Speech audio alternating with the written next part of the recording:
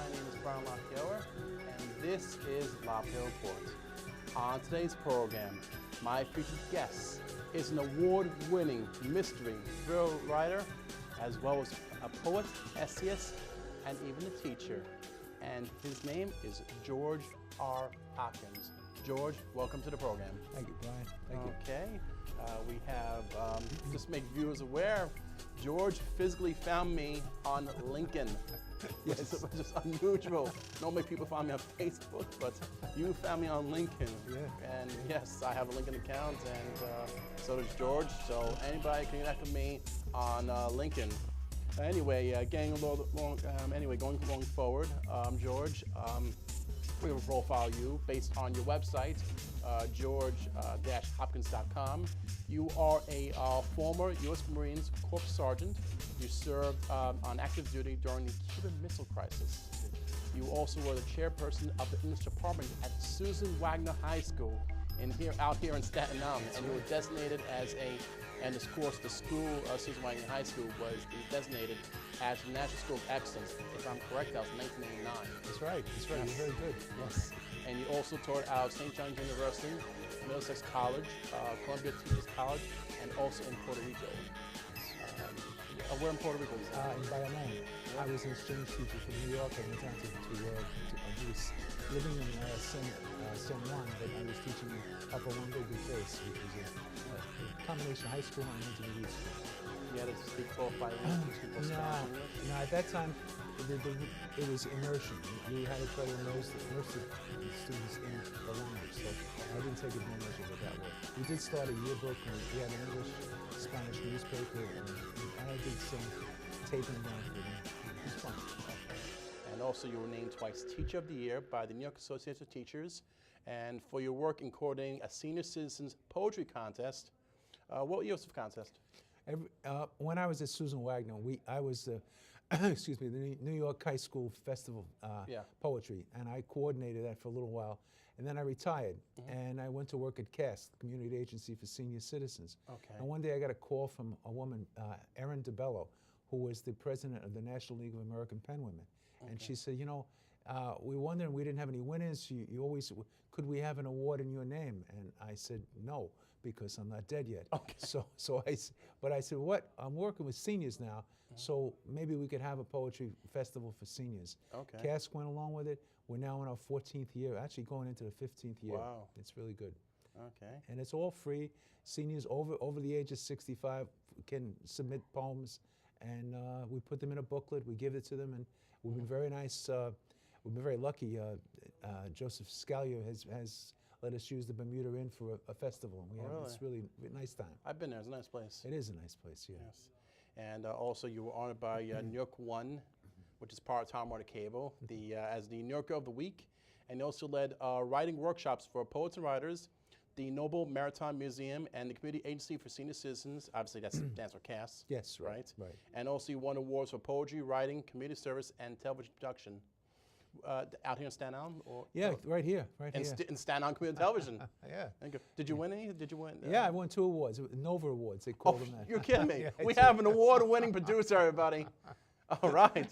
Do you remember the name of the projects? One was community service, and one was crime prevention, I believe it was. Really? Yes. I'm an award winner myself, too. I won. Congratulations, Yes. Brian. I won for they called the Volunteer of the Year Award. Oh, great. Yes, because I helped out multiple programmings. I also helped out our 2 technical directors, Guy Comey and Helene Bachiri. They helped me out too. I helped out with their shows. Oh, that's great. Helene's, both of them, of course, are award-winning producers too. That's great. So we're all winners today. Okay. Hey, way to go. Okay, now moving along, you have written, because you are an author here. If anyone knows anything about authors, one of the famous ones out here in Staten Island is, of course, the late Paul Zindel. Yes. Yeah. He wrote stories involving the, he wrote, everybody knows, of course, the Pigment Legacies. He also wrote The Effects of Gamma Rays, Man in the Moon Marigolds, well as, of course, plays and everything. But because that's one of the first authors I thought of. Yes, right. I mean, because Paul Zindel comes down. Now, of course, The difference between Posing Down You is that you, of course, wasn't born. You, of course, was not born on Staten Island. You were originally from Brooklyn. That's right. Right. Yes. So am I. I'm not the only one. I'm from Brooklyn, New York, too. You were raised in the Bronx, and right now you currently live in Staten Island. That's right. Yeah. Right. Okay. Now let's go. Oh, okay, so I married a native Staten Island. Oh, really? Yeah, she's got her headdress. No, I'm only kidding about that. But she's okay. Now you are, of course, if everyone has noticed, a topic, of course, is you, of course, Georgia Hopkins, mystery thriller writing poet. Of course, says it all here. Tell us, how did you get started in writing? Well, I liked it, and I used to write articles for the Advance. I was the Men's Forum. Yeah. People said that they liked the articles, and they were basically human interest stories. And after that, I said, I'm writing all these, but I'd like to write a novel. I was teaching English, so I said, I'll try. So I wrote one. It never got published, and it's still sitting at home.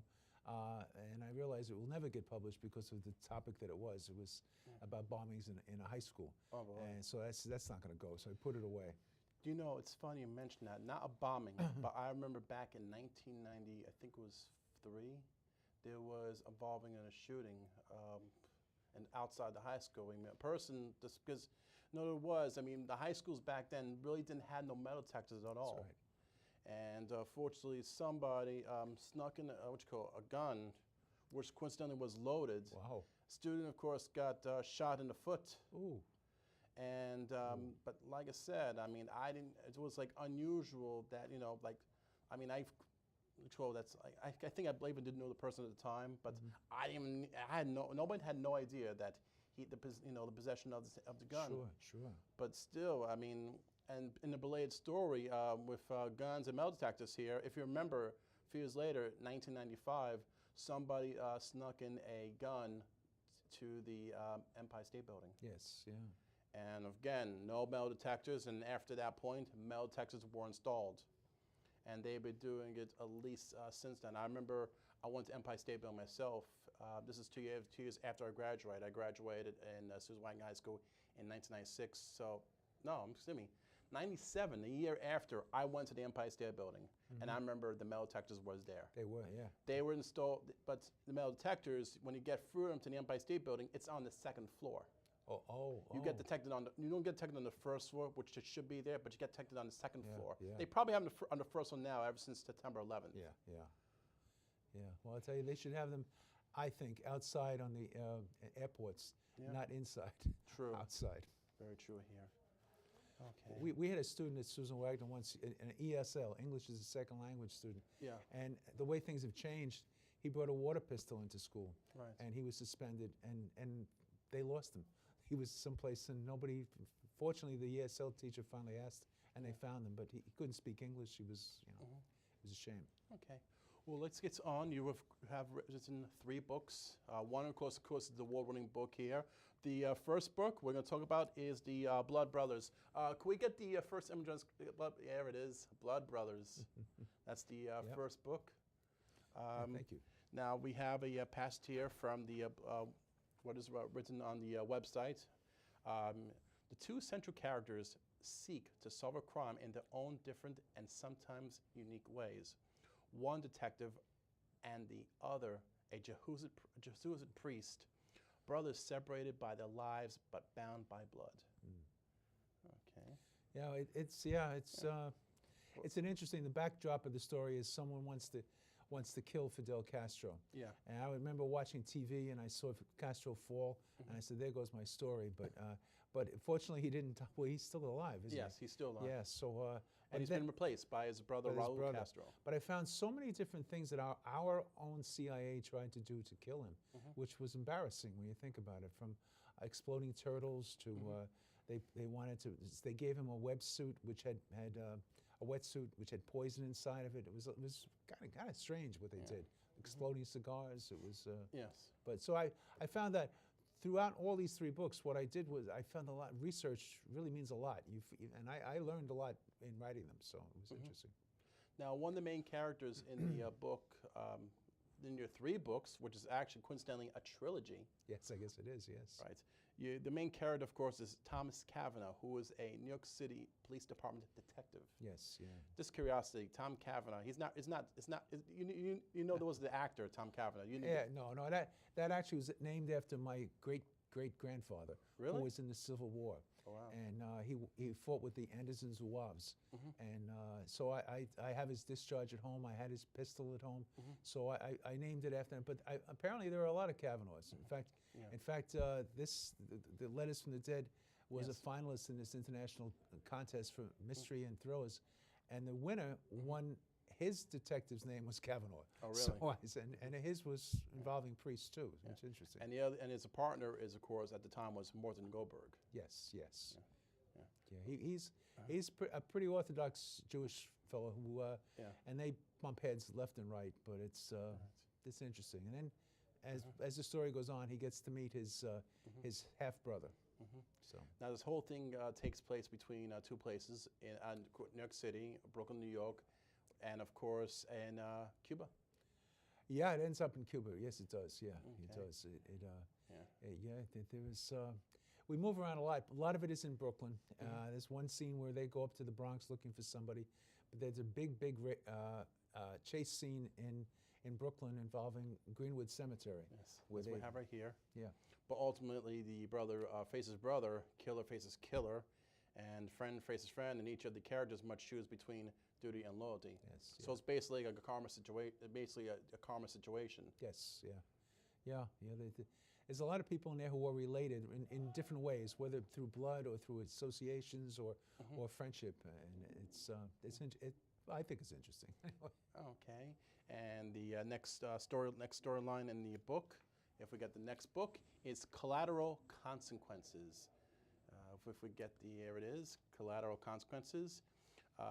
What you wrote here is, in your writing, you have tried to show how we are responsive to each other, how we face our own demons, and how individual actions affect others, both positively and negatively. Explain about that. Yeah, I think all of us are responsible for each other. I think I read a story once, not a story, but James Bond Stockdale. He was the longest prisoner of war in Vietnam. Yeah. He actually ran with Perot for president. He was a vice president. They made a few jokes about him then because he was old. Yeah. But he wrote about the principles of leadership.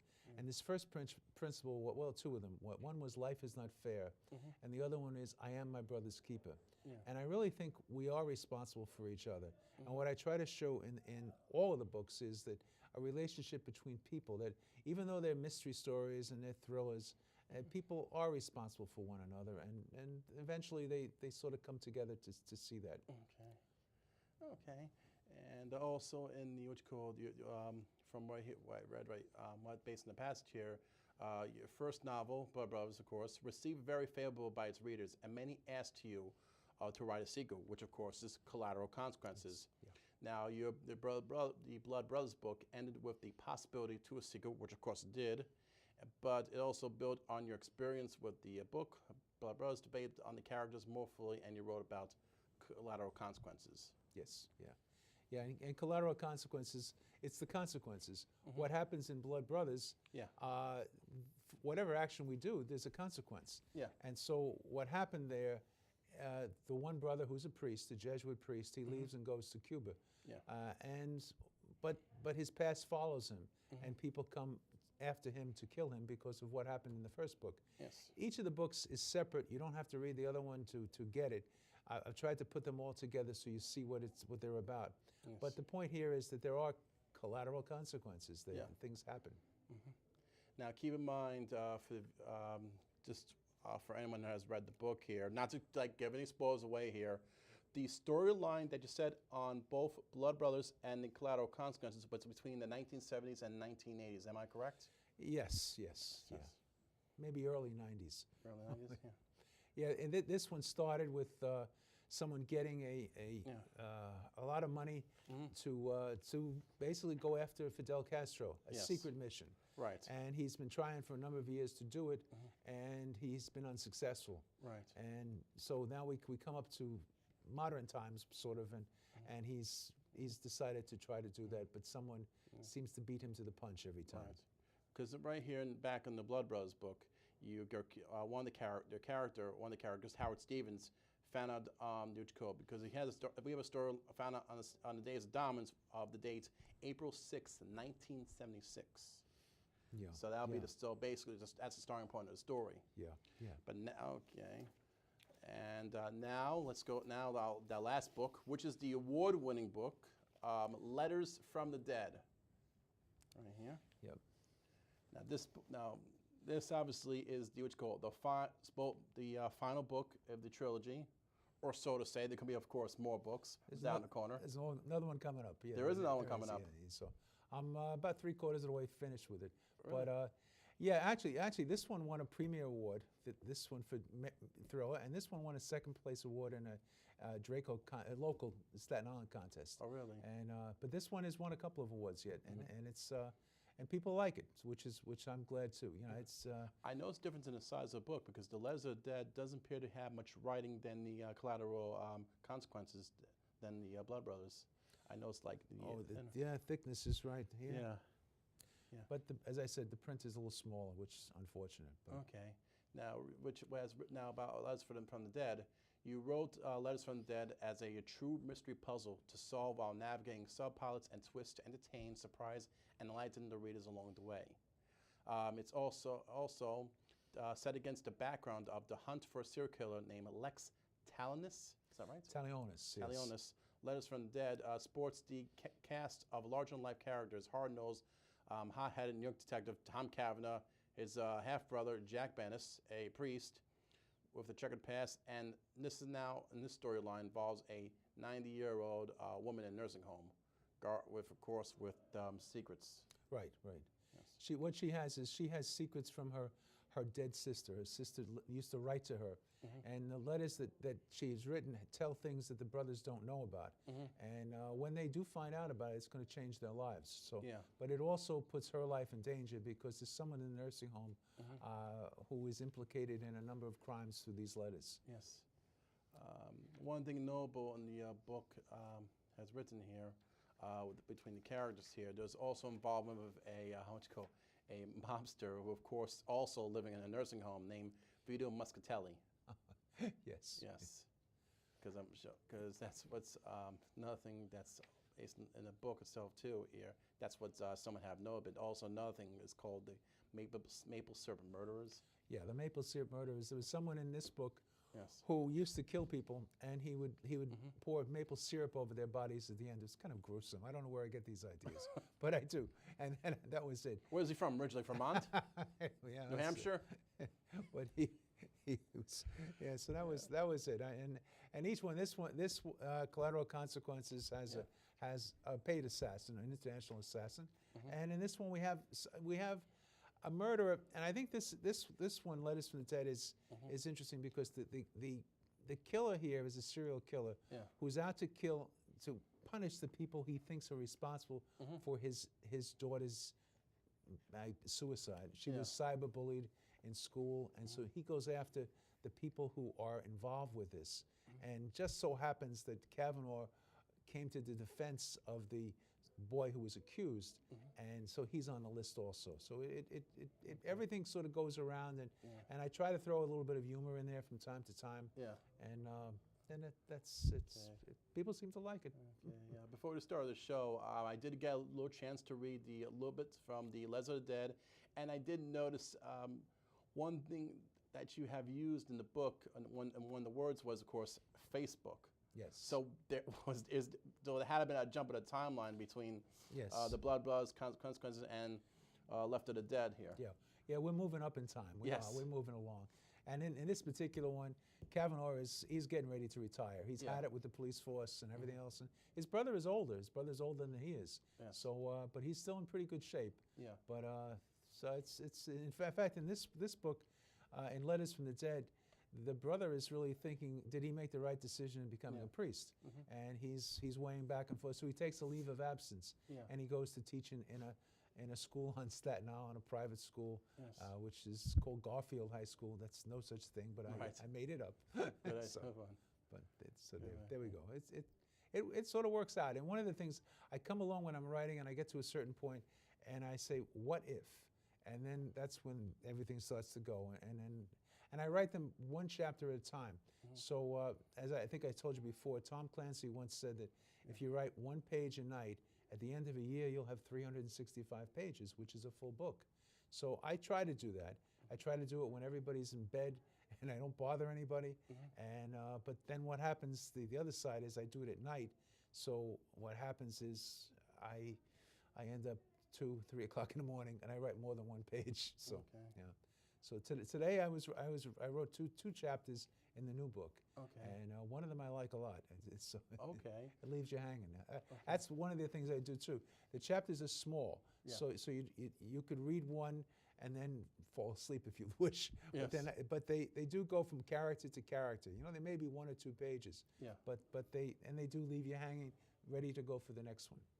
One of my he's a retired doctor, and he called me one night and he said, "You son of a gun." He said, "I couldn't sleep last night. I had to keep reading this book." So that's good, I think. That is good. Reading is fundamental, and I wish they still had more of these ads on TV. They just stopped they stop with them. I mean, what went wrong with them? I mean, you have all these things now on television, which is about autism and all these other nonprofit programs, juvenile diabetes. I mean, diabetes is still around. Yeah. But like I said, reading is fundamental part, and they all of a sudden stop the literature. Or the other one with the owl, where he says, "Give a hoot, don't pollute." The pollution ads. Yeah. And I think it was the Ann Arbor Day. Yes, I think so. Yeah, all those things are good, and they need support, But I think you're right. Reading is good. But now the society we're living in is instant gratification. That's true. What you have here with the CTV and everything else, it's like the McDonald's generation. I think Yes. We want it now. Exactly. We don't want to wait. So I think there's now more Subway restaurants than McDonald's. I think you're right. Yeah. I bought a watch, not this, it was a digital watch, and I brought it home and I opened it up and I threw away the box, not realizing that inside the box were the directions. So what happened is I had to go back to the store. I went and what happened, I found out the woman said, "Hey, if you were 10 years old, you'd be able to do this, but I'm not 10 years old. I couldn't do it." So. Okay. Just curious, the 4th book. I tentatively call it Random Acts of Malice. Really? And it's a very complicated story in a way. But it's basically about someone who's trying to kill a judge. Oh, really? Yeah, and it involves letters from a prison to the judge, and it's again a cast of thousands. And I try to give again. One of the things years ago I read The Girl with the Tattoo, and I liked that because it was a mystery. You had to try to solve the mystery. So what I've done, especially in this book and the one I'm writing now, give a lot of possible suspects and let the reader try to. Also, I put clues in there so that the reader can pick it out. And I'm not going to try to trick the reader. And Sherlock Holmes used to, Sir Arthur Conan Doyle. Sherlock knew all the answers. He didn't tell you them until the end, But I'm leaving them there. They're big, but only after you read it, you say, "Oh, that's right." Hopefully, anyway. Okay. Now your detective character, Tom Cavanaugh, will it be featured in the 4th book? Yes, he will be. Yes, yes, the both of them will be. Yeah. Okay. They'll be in the book again, and he will be tied. Although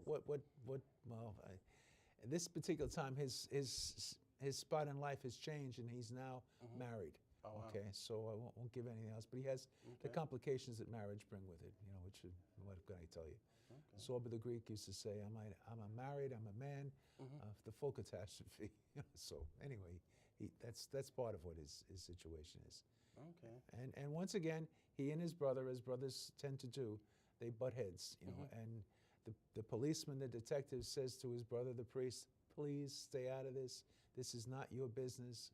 And the brother does what he wants to do. His brothers do, So. Okay. Just because as the times are moving short in the program here, by any curiosity, I just want to know: did you ever have a favorite before writing buying books here? Did you ever had a favorite book, writer, author? Yeah, I liked a lot of different authors. Really, I liked. This is gonna. I wouldn't say. I wouldn't recommend at least James Fry, who wrote the Million Little Pieces. No. I wouldn't recommend that book. No, because he got. I mean, for what? I mean, then he goes on Oprah Winfrey and says that he didn't write the book. No. I actually in college I liked James Joyce, and he's not a very easy read, but I liked him. I liked William Faulkner, not another easy reader. I like Michael Connelly. He's a murder mystery writer. I like James Patterson when he writes his own stories, not with somebody else. I always feel that's cheating. He has a whole cadre of writers with him, I've gone the gamut, I guess. John Steinbeck. I like simple, and I try my writing, unlike Joyce and Faulkner, who might be too complicated.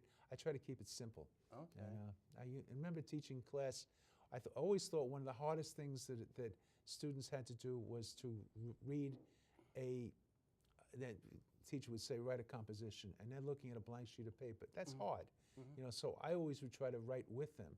And now I'm in a couple of writing workshops with people, and when I give an assignment, I try to do it myself. The time's actually going to run short here, but George, I'd definitely like to thank you for coming on the program. Well, it's my pleasure. If anyone out there wants to make contact with you, how can anybody do that? Well, they can reach me on my website, which is www.george-hopkins.com, or call me or email me, hopkins109@aol.com, or this is a tough one, greh322531@aol.com. Okay. I'll get back. Okay, George, thanks so much. Thank you. Anyone out there wants to reach me, they could email me at lapayowreport@gmail.com, or they go right to the studio. I'd like to thank Guy Cormier, Helene Bichiri, staff crew in the studio, and the accounting firm of AJC Advisors. To the viewers, I'm Brian LaPayower, and this was LaPayower Report. Thanks for watching.